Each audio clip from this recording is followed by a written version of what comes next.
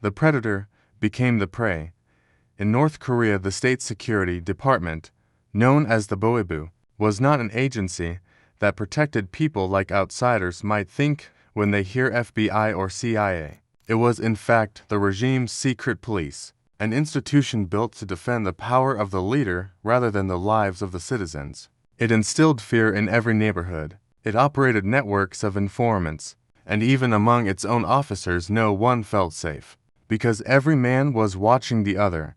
Trust was a luxury and suspicion was the air they breathed. Lee Cheol-eun was an officer in this feared institution, stationed in the Hwanghaenam-do branch. His task was to identify, arrest, and punish those who dared to watch South Korean dramas, movies, or listen to forbidden music. In the North, these were not seen as entertainment, but as crimes against the state. Entire families could be punished for a flickering light behind a curtain or the faint sound of a foreign song.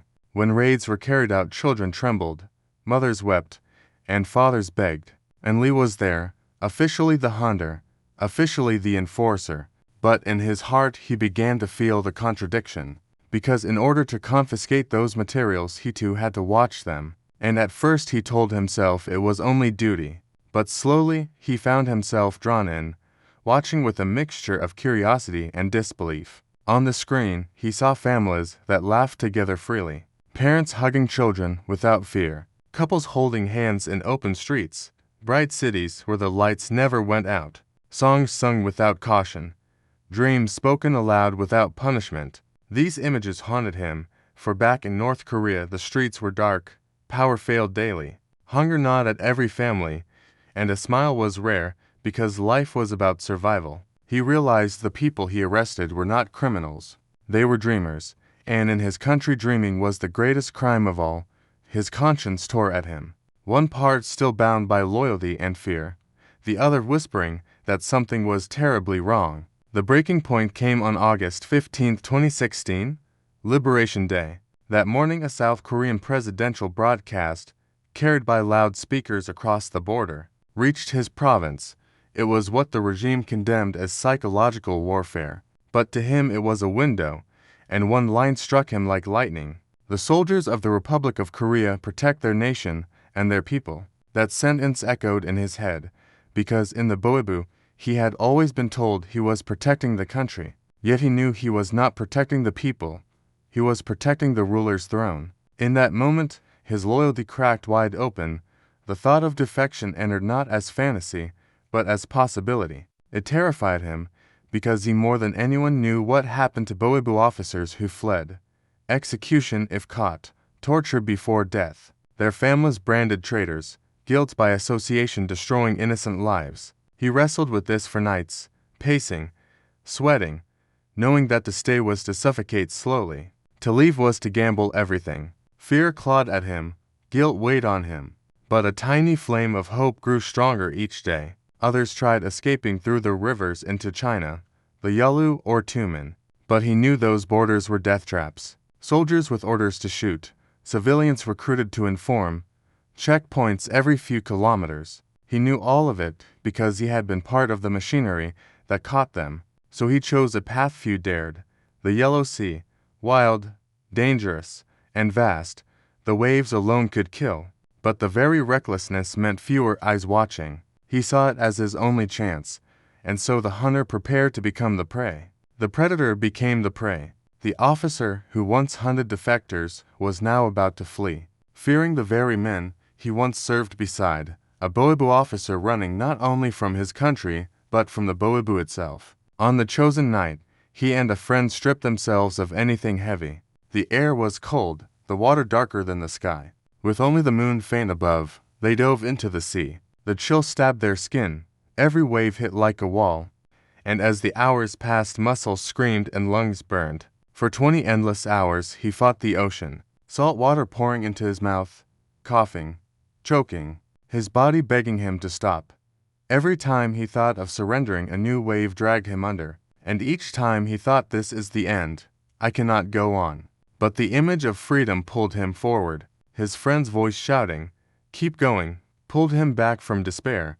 Hope and terror wrestled inside him. He thought of the punishment if captured, the faces of those he once arrested, and he told himself, if I must die, better here in the sea than in their hands. After what felt like eternity, they reached a deserted islet, collapsing onto sand, shivering and half-conscious. But survival meant continuing, so they tied branches and floating debris into a makeshift raft. Their hands blistered, their lips cracked, yet they pushed back into the water, until at last, in the distance, the lights of a South Korean patrol boat appeared. Tears blurred his eyes, and in that instant relief, disbelief, and overwhelming joy crashed over him. He thought, I am alive, I have reached freedom. 20 hours of hell had delivered him to a new life. But freedom was not immediate. The moment he stepped aboard the South Korean patrol boat, he was no longer a defector, but a suspect, and he was taken into custody by the National Intelligence Service. The interrogations were sharp, relentless, the room always bright, the voices calm but pressing, because his past as a Bowibu officer made him both valuable and dangerous. He expected to be doubted, but what shocked him was how much they already knew. They spoke names of his colleagues, quoted details of operations, even incidents he thought were buried forever, and he sat there realizing that nothing had been hidden from them, that the South had eyes and ears far inside the regime. The realization chilled him, because it meant the world he had lived in was far more penetrated than he imagined. But it also reassured him, because it meant the South knew the truth and still accepted him. After weeks of questioning, where every night he lay awake wondering if they would believe him, he was finally sent to Hanawan, the resettlement center for defectors. There, every day was another miracle. Outsiders may take it for granted, but to him the first time he held a credit card was like touching the future. A small piece of plastic that could open doors, that could pay for food, clothes, transport. He stared at it, swiped it again and again at a machine, just to see the lights flash and the approval beep, thinking in North Korea money itself had been scarce and controlled. And now this card was power in his pocket. At night he would flick the light switch on and off, marveling that he could summon and dismiss light at will. In the North, he had interrogated people for having hidden radios. Yet now he sat freely changing channels on ATV, laughing at comedies, weeping at dramas, astonished that these shows, which once condemned people to prison or worse, could now be watched openly, without fear. And he thought to himself, freedom is heavy, it overwhelms, because it brings joy, but also grief for all those who could not have it. Still, shadows followed him, the weight of his past pressing on him like a stone. He feared the reaction of other defectors if they knew he was once Bowibu. Would they hate him, shun him, call him persecutor rather than brother? The anxiety was sharp and constant. Yet he chose courage. He chose to be open, to tell his story, to explain that not all in the Bowibu were monsters, that many were also victims of the system, trapped in a machine they could not escape. He spoke on broadcasts, gave lectures in schools and even in military bases, uploaded videos to YouTube. Sometimes his hands shook before turning on the camera, but once he began speaking the words flowed. His channel became a window into truths outsiders had never imagined. He showed how ordinary North Koreans lived, how fear shaped their days, and he repeated one message: defectors are citizens of the Republic of Korea. We pay taxes, we work, we live alongside everyone else.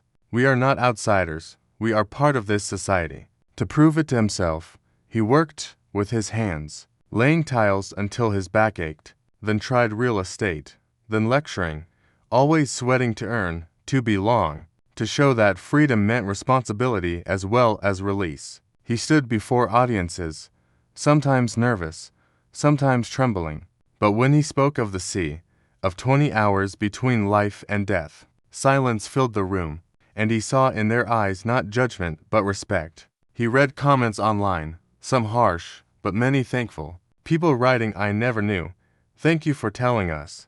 And he realized that by exposing his own wounds, he was helping others understand.